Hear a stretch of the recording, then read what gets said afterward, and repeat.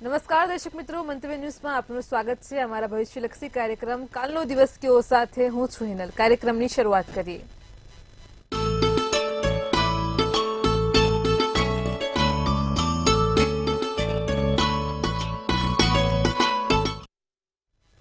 આવતીકાલની માહિતી આપવા માટે આપણી સાથે જોડાઈ ગયા છે કિશન મહારાજ.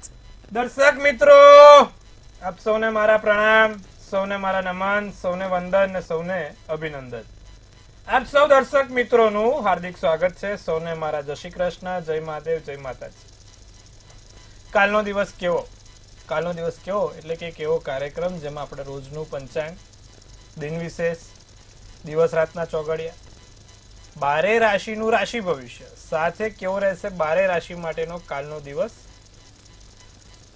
જેનો પણ જન્મદિવસ આવતીકાલે છે તેનું કેવું રહેશે આવનારું નવું વર્ષ, સાથે આજે વિશેષ ચર્ચામાં વિશેષ આપણે પ્રશ્ન લઈને. ઘણી વખત લોકોને સપનામાં અમુક વસ્તુઓ દેખાતી હોય છે. તે સપનાની જે વસ્તુ દેખાતી હોય એની પાછળ મુખ્યત્વે શું કારણ હોય? અમુક લોકો કહે છે કે મારા તમે સપનામાં વસ્તુ જે જોઈ છે હકીકત બને છે કે જે સાચી બને છે. અમે જે સપનામાં જોયું હોય એ ઘણા સમય સાચું થતું હોય છે. અચ્છા, કયું સપનું કયા સમયે જોયું હોય તો એ સપનું સાચું થાય? ઘણા લોકોનો આ બહુ બીજો પ્રશ્ન છે કે ભાઈ મારા તમે સપનું આ જોયું સવાર ઉઠીને આ થાય તો શું છે એની પાછળની હકીકત? સપના પાછળની હકીકતની વિશે વાત કરીશું આજે, અને બધાની ચર્ચા સાથે શરૂ કરીશું કાલનો દિવસ કેવો. જી બેન. જી મહારાજ, કાર્યક્રમની શરૂઆત કરીએ પંચાંગથી. સૌપ્રથમ દર્શક મિત્રોને આવતીકાલના પંચાંગની માહિતી આપો. પંચાંગમાં કાલે તારીખ 8/12/2024 ને રવિવાર છે. તિથિ વિક્રમ સંવત 2081. કાલે માગસર સુદ સાતમ છે. કુંભ રાશિનો ચંદ્ર છે. ગ, સ, અને શ મૂળાક્ષર છે. સતભિષા નક્ષત્ર છે અને વ્રજ નામનો યોગ છે. તો વણિજ નામનું કરણ ચાલે છે. વિછોડો કે પંચકની વાત કરીએ તો પંચક પૂરા દિવસ અને રાત્રિ દરમિયાન ચાલુ રહેશે. કુંભ રાશિમાં ચંદ્ર આવે અને મીન રાશિમાં ચંદ્ર ઉતરે ત્યાં સુધી પંચક જોવા મળે છે. 5 દિવસનું 5 રાત્રિનું પંચક, 5 નક્ષત્રનું પંચક શતભિષા નક્ષત્રથી રેવતી નક્ષત્રનું કહેવાય છે સૌથી પ્રબળ પંચક ચાલતું હોય છે. વિછોડો નથી. વૃશ્ચિક રાશિનો ચંદ્ર, કુંભ રાશિનો વૃશ્ચિક રાશિનો સૂર્ય, કુંભ રાશિનો ચંદ્ર. સૂર્યોદય સવારના 7 ને 8 કલાકનો તો સૂર્યાસ્ત સાંજે 5 ને 54 કલાકનો જોવા મળશે. ચંદ્રોદય છે જે 12:42 થી 12:38 નો છે, જે ચંદ્રાસ્તનો સમય 12:38 નો થશે. 12:10 થી 12:53 અભિજીત મુહૂર્ત, સારામાં સારું ચોઘડિયું, સારામાં સારું મુહૂર્ત. અને જે રાહુકાળ છે એ 4:33 થી 5:54 નો છે. રાહુકાળ દરમિયાન કોઈ પણ પ્રકારના સારા કામ ના થઈ શકે. રાહુકાળમાં કરેલા કાર્ય ક્યાંક ને ક્યાંક વિઘ્નો આપે, તકલીફ આપે. તો રાહુકાળમાં બને ત્યાં સુધી કોઈ કાર્ય કરવાની ખાસ ધ્યાન રાખવું. જી બેન. જી મહારાજ, કાર્યક્રમમાં આગળ દર્શક મિત્રોને આવતીકાલના દિન વિશેષની માહિતી આપો. ભાઈ કાલે સાતમ છે અને રવિવાર છે. આદિત્ય હૃદય સ્તોત્રમનો પાઠ, આદિત્ય હૃદય સ્તોત્રમનો પાઠ સૌથી સારો રહેશે. ભગવાન સૂર્યનારાયણની પૂજા સૌથી સારી રહે. રવિવાર છે, સૂર્યનારાયણની પૂજા કરો, લાભ મળશે. ભગવાન સૂર્યનારાયણની પૂજા, આદિત્ય હૃદય સ્તોત્રમનો પાઠ સાથે ભગવાન સૂર્યનારાયણને જળ ચડાવો. ભગવાન સૂર્યનારાયણને જ્યારે જળ ચડાવો ત્યારે લાલ ચંદન આવે. ભગવાન સૂર્યનારાયણને રવિવારે લાલ ચંદન અર્પિત કરવાથી તમારા સ્વાસ્થ્યમાં અને તમારા પોતાના પ્રભાવમાં ખૂબ મોટો વધારો થાય છે. સાથે ભગવાન સૂર્યનારાયણને જ્યારે જળ ચડાવતા હોય ત્યારે એમના 12 નામ છે, એ 12 નામ બોલતા બોલતા જળ ચડાવો અને એક આદિત્ય હૃદય સ્તોત્રમનો પાઠ કરો. બહુ સારું અને ઉત્તમ ફળ મળશે. આટલું અવશ્ય કરજો, લાભ થશે. જી બેન. જી મહારાજ, કાર્યક્રમમાં આગળ હવે દર્શક મિત્રોને આવતીકાલના દિવસ ને રાતના શુભ ચોઘડિયાની માહિતી આપો. પહેલું ચોઘડિયું સારામાં સારું લાભ ચોઘડિયું છે, જે 9:50 થી 11:10 નો છે. પછી અમૃત ચોઘડિયું આવશે જે 11:10 થી 12:31 રહેશે.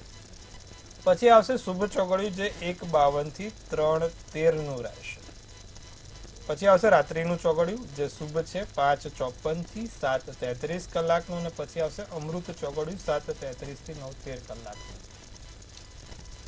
તો આ બધા થયા સારા અને શુભ ચોઘડિયાની વાત. કોઈ પણ પ્રકારના નાના મોટા કામ કરવા છે, સારા કાર્યોની શરૂઆત કરવી છે તો આ ચોઘડિયામાં જોવા મળે. આ ચોઘડિયામાં કરાય, ફળ સારું મળે છે. સારા ચોઘડિયામાં કરેલું કામ હંમેશા સારું ફળ આપે અને સુખાકારી ફળ આપે. તો આ ચોઘડિયામાં કરેલા કામ સારા છે, કરજો, લાભ થશે. જી બેન. જી મહારાજ, કાર્યક્રમમાં આગળ આજની વિશેષ ચર્ચામાં વાત કરીએ કે ઘણીવાર એવા પ્રશ્નો ઉભા થતા હોય છે દર્શક મિત્રોને કે સ્વપ્નમાં કોઈક ને કોઈક વસ્તુ દેખાય છે. ઘણીવાર એવું થતું હોય છે કે અમુક ચોક્કસ સમયગાળામાં આવેલ સ્વપ્ન સાકાર પણ થતું હોય છે. તો તેના પાછળનું કારણ શું છે? ખાસ દર્શક મિત્રોને જણાવો. બહુ સરસ પ્રશ્ન. બરોબર. હવે ઘણા લોકોને મૂંઝવતો પ્રશ્ન અને ઘણા લોકો આનું નિવારણ પણ માંગે છે.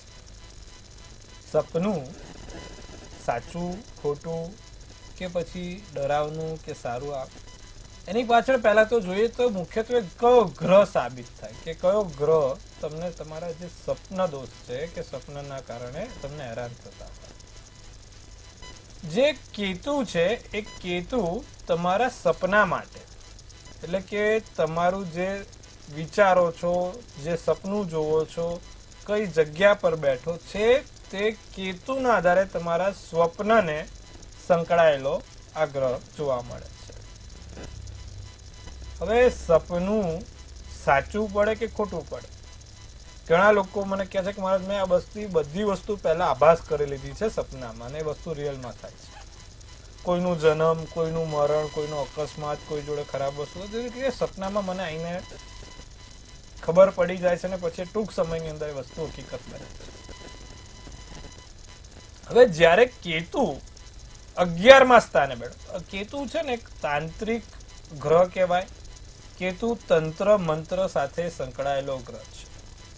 જેને 5મે કે 9મે કેતુ હોય ને, અને એમાં પણ કુંભ કે મીનનો થયેલો હોય કાં તો મકર કે કુંભનો થયેલો હોય, એ લોકોને વધારે રુચિ હોય આ તંત્ર મંત્ર, કે ઓલરેડી ભગવાને એમને એવી વિદ્યા આપી હોય કે તંત્ર મંત્રમાં આગળ. જ્યારે કેતુ તમારી કુંડળીમાં 11મા સ્થાનમાં હોય તો જે લોકો સપના જોતા હોય ને એ સપના સાકાર થતા હોય છે ટૂંક સમયમાં. કે જે લોકો સ્વપ્નમાં કશુંક વસ્તુઓ જોયેલી છે કે કોઈ વસ્તુ આભાસ થતી હોય છે, જેને છઠ્ઠી ઇન્દ્રિય કહેવાય, સિક્સ સેન્સ કહેવાય, ઇન્ટ્યુશન પાવર કહેવાય આપણે, ઇન્ટ્યુશન પાવર. તો જે લોકોનો કેતુ 11મા સ્થાનમાં હોય છે એવા દરેક લોકોનો ઇન્ટ્યુશન પાવર ખૂબ સરસ હોય છે. એ લોકોને બહુ પહેલેથી વસ્તુ ખબર પડી જતી હોય છે કે ભાઈ આવી વસ્તુઓ કદાચ બનશે, આવી વસ્તુઓ બની શકે છે કે આવી વસ્તુઓ થશે.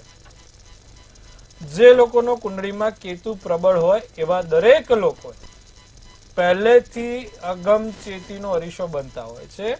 અગાઉથી વસ્તુની જાણકારી થતી હોય છે. કોઈક અનોખી વિદ્યા, અનોખી વસ્તુ એમને પહેલેથી આભાસ કરાવતી હોય છે. આ વસ્તુ છે કેતુને સંબંધિત, કેતુને લગતી વસ્તુ. જ્યારે પણ કેતુ કુંડળીમાં સારો થતો હોય તો એ લોકોને સપના જે આવતા હોય છે બધા હકીકતમાં રૂપાંતરિત થતા હોય છે. અને કોઈ અનોખી વસ્તુ એમને પહેલેથી એક ઇન્ટ્યુશન આપતી હોય છે કે સાહેબ આ વસ્તુ થશે, સાહેબ આમ થવાનું છે, અથવા તો કોઈ વસ્તુ બનવાની છે પહેલેથી એમને ચેતવી દેતી હોય છે. આવા લોકો કેતુના મંત્રો જાપ કરે તો એમની વિદ્યામાં પોતે વધારે પડતું ડેવલપમેન્ટ કરી શકે છે.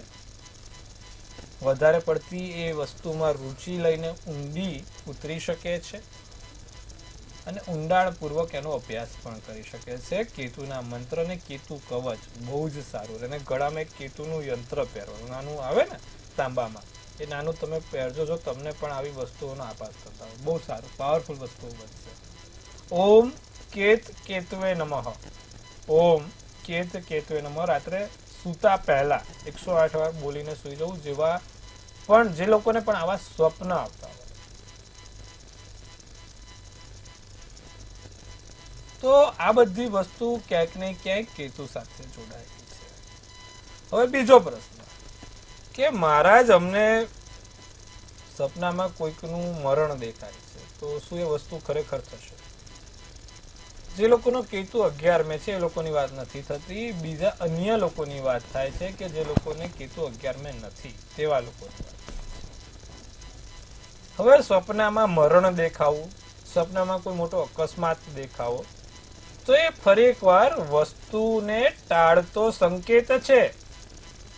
એમના પરથી કોઈ મોટી આવેલી ઘાત ટળી જતો સંકેત દેખાય છે. જો તમને સ્વપ્નમાં કોઈ મરણ પામતું કે મોટું અકસ્માત થતું દેખાય તો તમારા ફેમિલીમાંથી, તમારા કુટુંબમાંથી, તમારા પરિવારમાંથી કોઈ પણ આવો તમને બનાવ બને અને 3 થી સવારના 7 વાગ્યા સુધીનો સમય હોય તો સમજવું. ફરી એકવાર 3 થી 7 વાગે, 3 વાગે જે નિશાની રાત છે, જે રાક્ષસી રાત છે તે પૂર્ણ થાય છે. 3:30 પછીનો જે સમય છે એ ઋષિ મુનિના પ્રાતનો સમય થઈ ગયો. એટલે કે એવા સમયની અંદર 3 થી 7 ની અંદરનો જે સમયમાં તમને સ્વપ્ન આવે તો એ સ્વપ્નમાં સમજવું અને એમાં પણ જો કોઈ તમને મરણ કે અકસ્માત વાળો સંકેત આવે તો સમજવું કે એ વ્યક્તિ પરથી ઘાત ટળી, કોઈ વસ્તુ બનવાની હતી, વસ્તુ કદાચ તમે એમને પૂછો તો એમને થાય ખરું કે હા સાહેબ આવું થઈ ગયું હકીકતમાં, એ વસ્તુ એમના જે સંકટ હતું એ દૂર થયું. હવે સ્વપ્ન સાકાર થયા છે કે નથી? જો 3 થી 7 સુધીના સમયમાં કોઈ સપનું આવતું હોય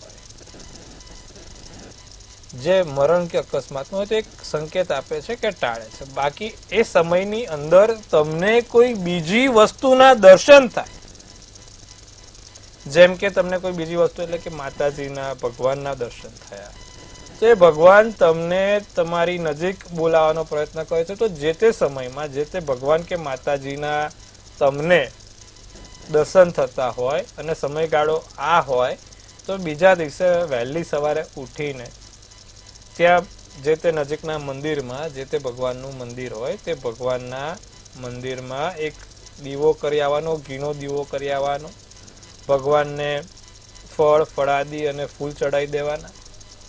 તો એનાથી તમારું સારું થશે.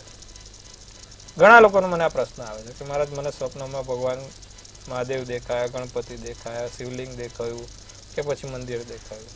તો એના બીજા જ દિવસે સવાર ઉઠીને એક એમનો દીવો કરી દેવાનો, ફળ ફળાદી કરી દેવાના અને એમના મંત્રો જાપ કરીને દર્શન કરીને આવશો તો તમને ચોક્કસથી સારું થશે. એ ભગવાનનો સંકેત તમને નજીક રાખવાનો છે. હવે બીજો પણ પ્રશ્ન છે કે મહારાજ અમને આ જ સમયની અંદર પિતૃઓના દર્શન થાય છે, પિતૃઓના દર્શન થાય છે.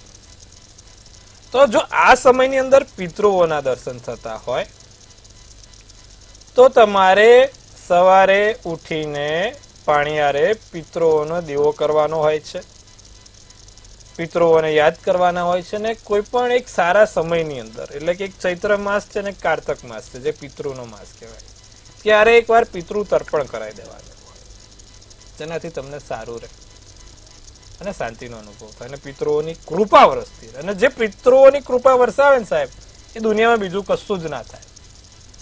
તો પિતૃઓની કૃપા, પિતૃઓના આશીર્વાદ ખૂબ જરૂરી છે. જો તમને સપનામાં પિતૃઓના દર્શન થાય તો એનો બી ઉપાય, ભગવાનનો પણ ઉપાય કીધો ને મેં વસ્તુ. તો આજે સરસ મજાનો આપણે બહુ રસપ્રદ વિષય લીધો છે અને તમને સરસ માહિતી આપી. ફરી એકવાર જે લોકોને પણ આવું થતું હોય, કેતુના મંત્રો જાપ, કેતુનું મેં કીધું એ પ્રમાણે, કાં તો કેતુનું એક પેન્ડલ આવે જેને લસણીયું કહેવાય, તો એ કેતુનું પેન્ડલ પહેરો સાહેબ, બહુ સારું. જે લોકોને પણ આ વિષયમાં રુચિ છે. જી બેન. જી મહારાજ, ચોક્કસથી ખૂબ જ સરસ માહિતી આપી છે તમામ દર્શક મિત્રોને. કાર્યક્રમમાં હવે આપણે રાશિ ભવિષ્યની શરૂઆત કરીએ. સૌપ્રથમ મેષ, વૃષભ અને મિથુન રાશિના જાતકોનો આવતીકાલનો દિવસ કેવો રહેશે તે જણાવો. વાત કરીશું મેષ રાશિ વાળા જાતકોની. તણાવથી મુક્ત થવાય. કોઈ પણ નાનો મોટો તણાવ ચાલી રહ્યો છે તો એ તણાવમાંથી મુક્તિ મળશે. આધ્યાત્મિક કાર્ય થશે, સારું. અણધાર્યા પ્રવાસ થાય, અણધાર્યા ક્ષેત્રે જવાનું થાય. કોઈ ફાયદો નાનો મોટો થતો જણાય છે. કાળો શુભ કલર, શુભાંક 3.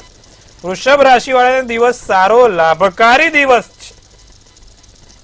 લાંબા ગાળાની માંદગીમાંથી રાહત મળતો દિવસ છે. કાર્યસ્થળે ચોકસાઈ ભરવું રહેવું, કાર્યસ્થળે ચોક્કસ રહેવું. જીવન સાથી પાસેથી લાભ થશે. પીળો શુભ કલર, શુભાંક 5. મિથુન રાશિને જૂના મિત્રોથી લાભ છે, જૂના વ્યક્તિઓથી લાભ થાય.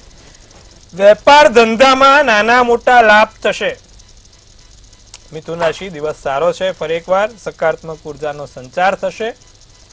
સાસુ સસરા તરફથી કે સાસરા પક્ષથી કોઈ નાના મોટા લાભ જોવાય છે. જાંબલી શુભ કલર શુભાંગ 4 છે.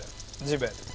જી મહારાજ, કાર્યક્રમમાં આગળ હવે કર્ક સિંહ અને કન્યા રાશિના જાતકોનો આવતીકાલનો દિવસ કેવો રહેશે તે જણાવો. કર્ક રાશિને વિદેશમાં રહેતા લોકો તરફથી, તમારા વતનથી દૂર રહેતા લોકો તરફથી લાભ છે. માતા પિતાના બળે કોઈ સારા કામ થાય, માતા પિતાના આશીર્વાદથી કોઈ પણ સારું એવું કામ પૂર્ણ થશે.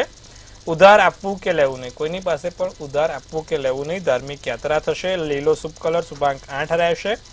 સિંહ રાશિની વાત કરીએ તો સ્વાસ્થ્યમાં સંભાળ લેવી જરૂરી છે. જમીન સંબંધિત કામોથી લાભ થાય. દિવસ સારો સુખાકારી છે. આનંદમય દિવસ છે. તમારા માટે સારો રહેશે. ભૂરો શુભ કલર શુભાંક 6 રહેશે. કન્યા રાશિની જો વાત કરવામાં આવે, નાણાંના પ્રવાહમાં વધારો થાય.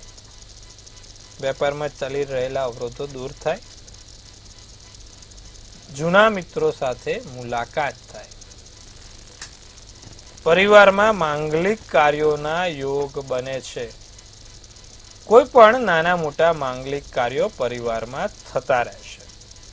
તો દિવસ સારો છે. કન્યા રાશિ વાળા માટે પણ ગુલાબી શુભ કલર શુભાંક 4 છે. જી બેન. જી મહારાજ, કાર્યક્રમમાં હવે આપણી સાથે સળગતા સવાલોને લઈને કોલર જોડાઈ ગયા છે. હેલો.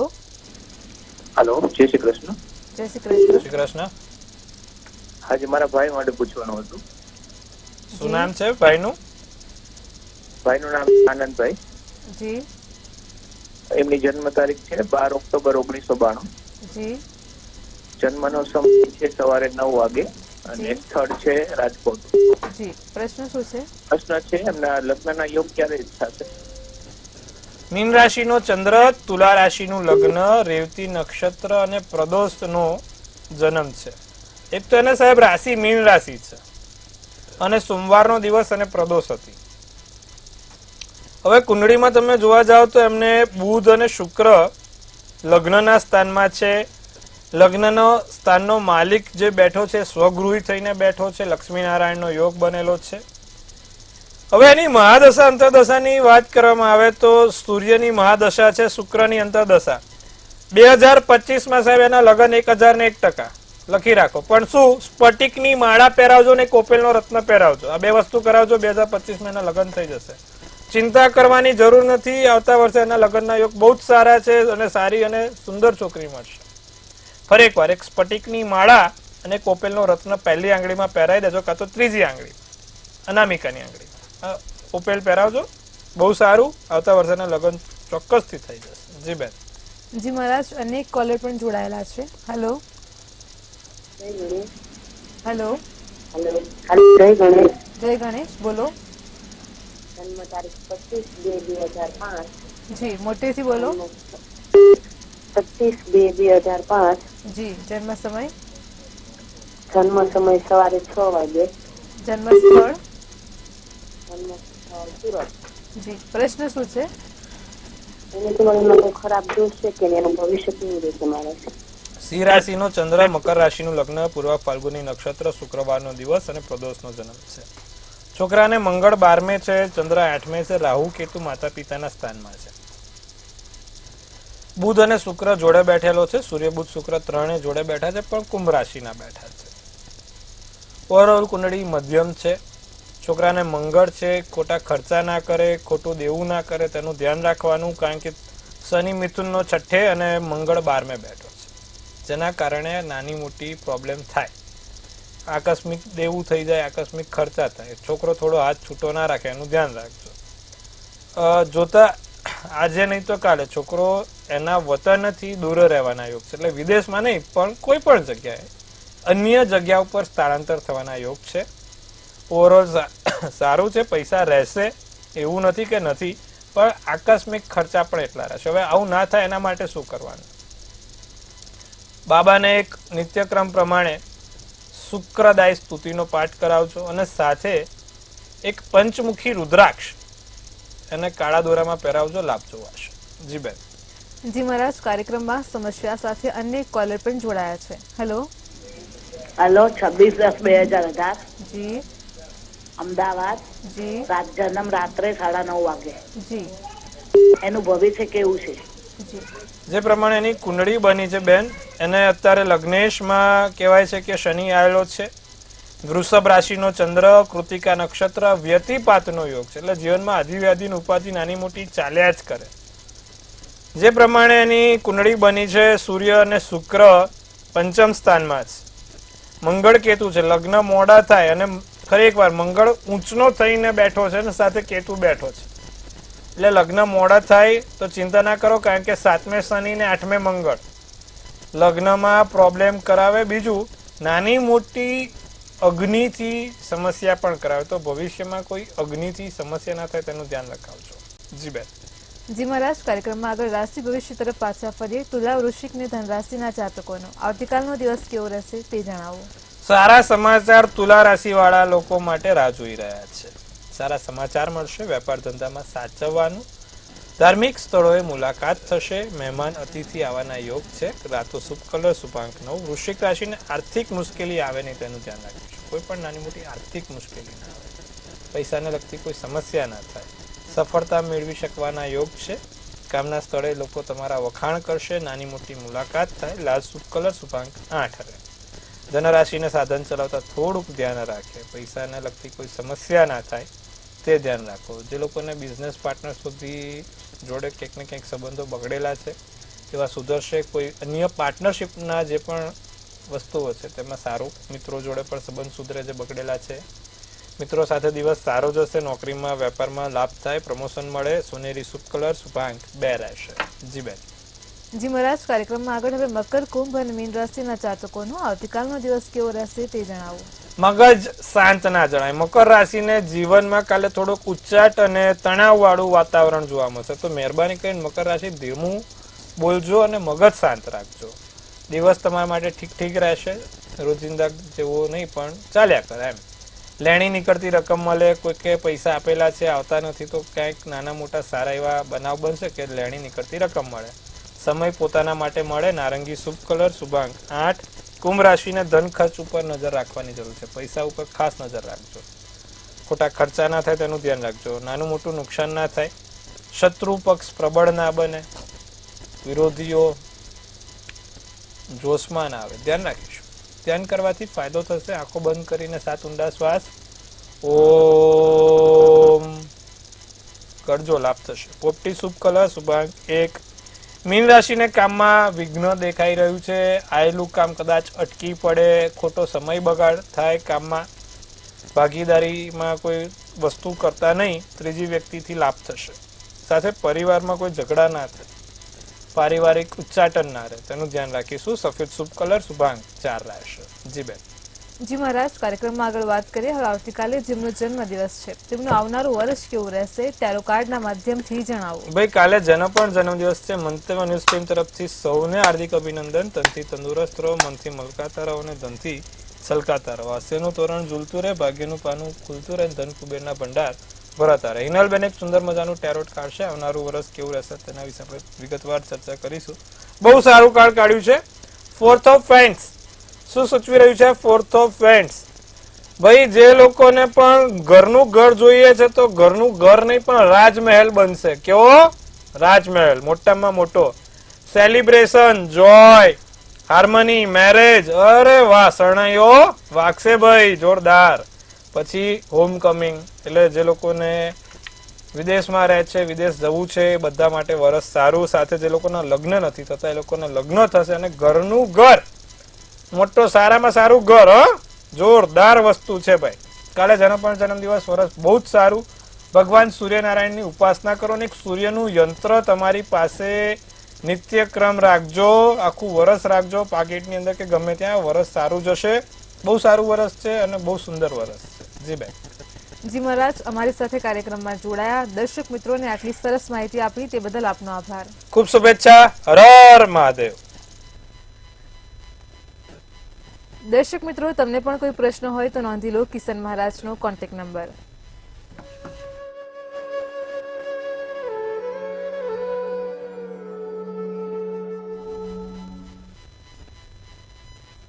કાલનો દિવસ કેવો હાલ આટલું જ. કાલે ફરી મળીશું એક નવા મુદ્દા સાથે. ત્યાં સુધી પળે પળની અપડેટ મેળવો માત્ર મંતવ્ય ન્યૂઝ પર. નમસ્કાર.